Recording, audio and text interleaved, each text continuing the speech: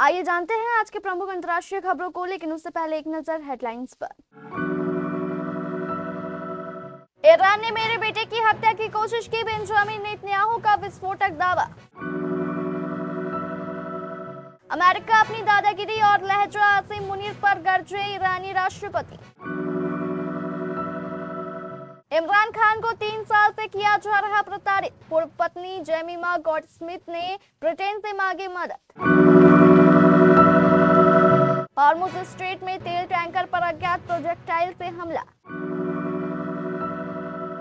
Trump प्रशासन का बड़ा फैसला, 2 लाख विदेशियों के वीजा रद्द करने की तैयारी में अमेरिका। राफेल से लड़ने का अभ्यास कर खुश हुआ चीन। बैरन को कहां मारेंगे, ईरान ने ट्रंप के बेटे पर रखा 95 करोड़ का इनाम। अमेजॉन, स्विगी, इंस्टामार्ट और बिग बास्केट का फूड लाइसेंस सस्पेंड। रहमान डकैत नहीं, शुक्राचार्य होगी अक्षय खन्ना की नई पहचान, महाकाली के बाद भी इन मूवीज में बनेंगे अशर गुरु। और ऋषभ पंत की वजह से कोलंबो के शतक वीर बने ध्रुव जुरैल, सेंचुरी ठोकने के बाद किया खुलासा। इजराइल के प्रधानमंत्री बेंजामिन नेतन्याहू ने दावा किया है कि ईरान ने उनके बेटे की हत्या करने की कोशिश की। सोमवार को इजराइल के चैनल 14 से नेतन्याहू ने कहा कि एक चौंकाने वाली बात यह हुई कि ईरान ने मेरे परिवार को निशाना बनाया, ईरान ने मेरे एक बेटे को मारने की कोशिश की। हालांकि नेतन्याहू ने यह साफ नहीं किया है कि हत्या की कथित कोशिश हालिया दिनों में की गई या फिर कब हुई थी। उन्होंने इस पर ज्यादा जानकारी नहीं दी। इजराइल के प्रधानमंत्री नेतन्याहू के 2 बेटे हैं, यार बड़ा बेटा है, एनवर छोटा बेटा है। उन्होंने ये नहीं बताया कि किस बेटे को इस कोशिश में निशाना बनाया गया था। इजरायली प्रधानमंत्री के ये दावे उन रिपोर्टों पर चर्चा के दौरान सामने आए हैं जिसमें कहा गया कि घरेलू सुरक्षा एजेंसी शीन बेट ने गादी आइजेनकोट को सुरक्षा देने से इनकार कर दिया, जो नेतन्याहू के खिलाफ आगामी चुनाव लड़ने वाले हैं। अमेरिका और ईरान के बीच युद्ध खत्म होने का नाम नहीं ले रहा। इन दोनों देशों के बीच युद्ध को खत्म करने के लिए पाकिस्तान मीडिएटर बना हुआ है, हालांकि अभी तक उसे कामयाबी नहीं मिल पाई है। पाकिस्तान के army chief Asim Munir Tehran पहुंच गए हैं।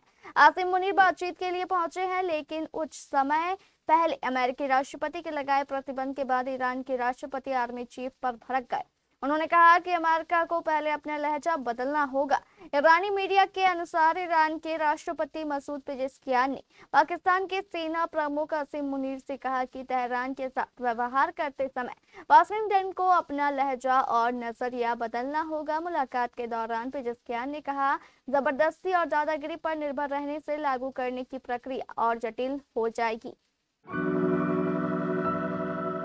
पाकिस्तान के पूर्व प्रधानमंत्री इमरान खान की पूर्व पत्नी जेमिमा गॉडस्मिथ ने उनकी जेल में स्थिति और स्वास्थ्य को लेकर गंभीर चिंता जताई है। उन्होंने ब्रिटेन के प्रधानमंत्री एंडी बर्नहैम और विदेश मंत्री एड मेलिबैट से मामले में हस्तक्षेप करने की अपील की। गोल्डस्मिथ ने एक आरोप लगाया कि इमरान खान को पिछले 3 वर्षों से उनके राजनीतिक विरोधियों की ओर से प्रताड़ित किया जा रहा है और इसका उनके शारीरिक एवं मानसिक स्वास्थ्य पर गंभीर असर पड़ रहा है।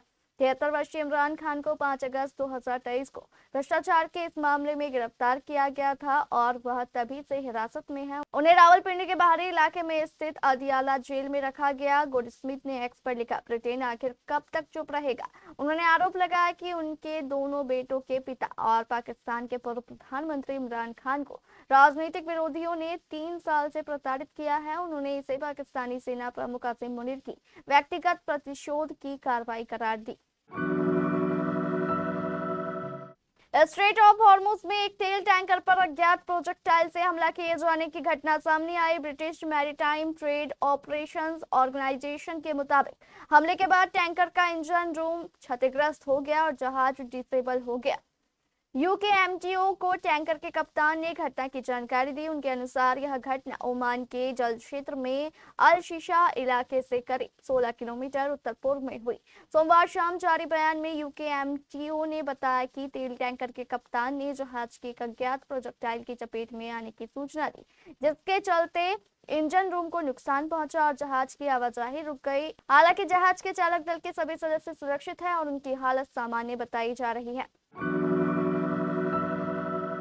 डोनाल्ड ट्रंप प्रशासन उन 2 लाख विदेशियों के बिजनेस और टूरिज्म वीजा रद्द करने की तैयारी कर रहा है जिन्होंने अमेरिका में शरण के लिए आवेदन किया है या अभी शरण पाने की कोशिश कर रहे हैं। या अमेरिकी इतिहास में एक ही बार सबसे बड़ी संख्या में वीजा रद्द करने की घटना हो सकती है। उम्मीद है कि विदेश विभाग आने वाले हफ्तों में इस कदम की घोषणा करेगा, बशर्ते इस योजना को चुनौती न दी जाए या इसमें बदलाव न किया जाए। समाचार एजेंसी एपी ने विदेश विभाग के दस्तावेजों और अमेरिकी अधिकारियों का हवाला देते हुए बताया कि इसमें 2016 और 2026 के बीच जारी किए गए B1 और B2 वीजा शामिल होंगे, जो उन लोगों को दिए गए थे जिन्होंने शरण मांगी है या अभी शरण पाने की कोशिश कर रहे हैं। चीन के J-16 लड़ाकू विमानों का फ्रांसीसी राफेल लड़ाकू विमानों के साथ हवा में मुकाबला हुआ है। राफेल के अलावा रूसी MiG-29 से भी चीनी जेट की जोर आजमाइश हुई है। ये किसी लड़ाई में नहीं बल्कि चीन और मिस्र के साझा अभ्यास में हुआ है। चीन मिस्र eagles of civilization 2026 joint training exercise के तहत फ्लाइट ट्रेनिंग के पहले दिन ये हुआ। मिस्र के पास मिग और राफेल दोनों जेट हैं। भारत के इस अभ्यास पर नजर लगी है क्योंकि MiG-29 और राफेल इंडियन एयरफोर्स का अहम हिस्सा है।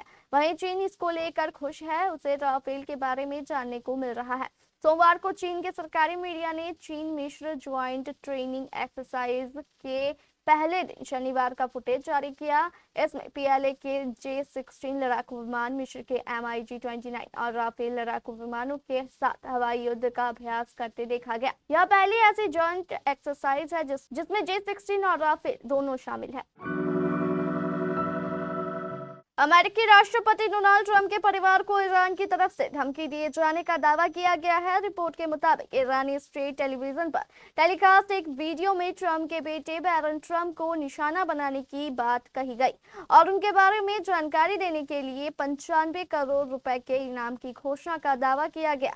वीडियो में 20 वर्षीय बैरन की सुरक्षा व्यवस्था और उनकी कथित ऑनलाइन गतिविधियों का जिक्र किया गया। हालांकि इन दावों की स्वतंत्र रूप से पुष्टि नहीं की गई है। रिपोर्ट के अनुसार ईरान के सरकारी चैनल 3 पर टेलीकास्ट वीडियो का title where to kill Barron Trump है। इसमें बैरन ट्रंप की गतिविधियों और उनकी सुरक्षा व्यवस्था से जुड़ी जानकारी दिखाने का दावा किया गया। वीडियो में कथित तौर पर यह भी कहा गया कि बैरन की एक्टिविटी पर नजर रखी जा रही है। इसमें उनकी ऑनलाइन गेमिंग और बातचीत से जुड़े कुछ दावे भी किए गए हैं। Quick commerce platform Amazon, Swiggy, Instamart and big basket से जुड़ी बड़ी खबर आई है। खबर है कि कर्नाटक के food safety and drug administration department ने इनके फूड लाइसेंस और रजिस्ट्रेशन को सस्पेंड कर दिया है। यह सस्पेंशन अगले आदेश तक के लिए बताया गया है। इनके खिलाफ कार्रवाई इसलिए की गई है क्योंकि ये अपने प्लेटफॉर्म पर विषैले फल, धतूरा और उसके बीज बेच रहे हैं। विभाग ने बताया कि यह कार्रवाई food safety and standard act 2006 और food safety and standard rule 2011 के तहत की जा रही है। मीडिया रिपोर्ट के मुताबिक कर्नाटक फूड सेफ्टी और ड्रग एडमिनिस्ट्रेशन डिपार्टमेंट ने तीनों क्विक कॉमर्स प्लेटफॉर्म को तुरंत ही धतूरा की लिस्टिंग हटाने को कहा है। इन्हें निर्देश दिया गया है कि वे विषैले फल, धतूरा का विज्ञापन भी हटाए और उसे एक खाद्य पदार्थ के रूप में बिक्री और वितरण नहीं करे। धुरंधर फिल्म में खलनायक रहमान डकैत की भूमिका निभाकर अभिनेता अक्षय खन्ना ने काफी वाहवाही बटोरी, लेकिन अब लगता है कि महाकाली के गुरु शंकराचार्य के किरदार के दम पर अक्षय एक नई पहचान बनाने की तैयारी में है। सोमवार को महाकाली से अक्षय के कैरेक्टर को स्पेशल टीजर वीडियो मेकर्स ने रिलीज किया, जिसकी चर्चा हर तरफ हो रही है। हम आपको बता दें कि सिर्फ महाकाली ही नहीं बल्कि आने वाले समय में अक्षय खन्ना अन्य 2 मूवीज में भी असुर गुरु शुक्राचार्य के रोल में दिखेंगे। फिल्म के निर्देशक प्रशांत वर्मा ने बताया कि उनकी योजना भारतीय पुराणों और ग्रंथों पर आधारित करीब 12 फिल्में बनाने का है। महाकाली के बाद इस कड़ी की अगली 2 फिल्में जय हनुमान और अधीरा होंगी, जिसमें से जुड़े सूत्रों के अनुसार अक्षय जय हनुमान और अधीरा में शुक्राचार्य की भूमिका में ही नजर आएंगे। श्रीलंका के विरुद्ध दूसरे टेस्ट के दूसरे दिन सोमवार को ध्रुव जुरैल की नाबाद 115 रन की पारी इस सोच के प्रति उनकी प्रतिबद्धता की गवाही देती है। एक छोर पर ऋषभ पंत अपने चीर परिचित आक्रामक अंदाज में 63 रन बनाए। उनके साथ जुरैल ने 112 रन की साझेदारी की, लेकिन युवा विकेटकीपर बल्लेबाज ने अपना स्वाभाविक खेल नहीं छोड़ा और अपनी शैली पर भरोसा करते हुए रन जुटाए। जुरैल ने दिन का खेल खत्म होने के बाद संवाददाता सम्मेलन में पंत जैसे आक्रामक बल्लेबाज के साथ बल्लेबाजी करने की रणनीति के बारे में पूछे जाने पर कहा कि हम सभी जानते हैं कि पंत कितने शानदार खिलाड़ी हैं और उन्होंने ऑस्ट्रेलिया तथा इंग्लैंड में भारत के लिए क्या किया है। इसलिए जब वह क्रीज पर होते हैं तो मैं उनसे सलाह लेता हूं, क्योंकि उनके पास काफी अनुभव है। मैं उनसे पूछता रहता हूं कि किसी खास परिस्थिति में मुझे क्या करना चाहिए।